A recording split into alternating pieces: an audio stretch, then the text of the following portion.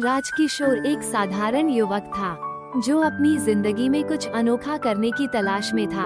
वो एक पुरानी हवेली के बारे में सुना करता था जिसे लोग भूतिया हवेली कहते थे।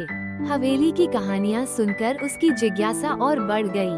एक रात उसने तय किया कि वो उस हवेली की ओर जाएगा। हवेली के दरवाजे पर पहुंचकर राजकिशोर ने महसूस किया कि कुछ अजीब हो रहा है।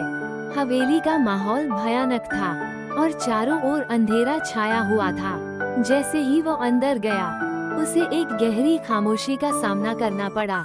दीवारों पर चित्र थे जो उसे घूर रहे थे और अचानक से उसके सामने एक भयानक दृश्य उभरा, एक मनोवैज्ञानिक प्रयोग की जगह जहां मानवों पर खौफनाक प्रयोग किए जा रहे थे। राजकिशोर ने अपने चारों ओर देखा और देखा कि एक व्यक्ति जिसे उसने पहले कभी नहीं देखा था उसे घूर रहा था। वो एक मनोवैज्ञानिक था जो अपनी बेतरतीब प्रयोगों के लिए कुख्यात था। राजकिशोर ने उसकी आंखों में डर और पागलपन देखा।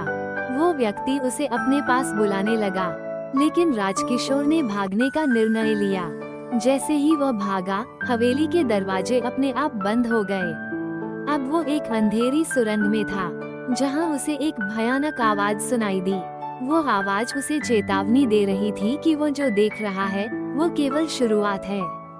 सुरंग के अंत में एक गहरी खाई थी और राजकिशोर ने महसूस किया कि वो एक दूसरे आयाम में पहुंच गया है।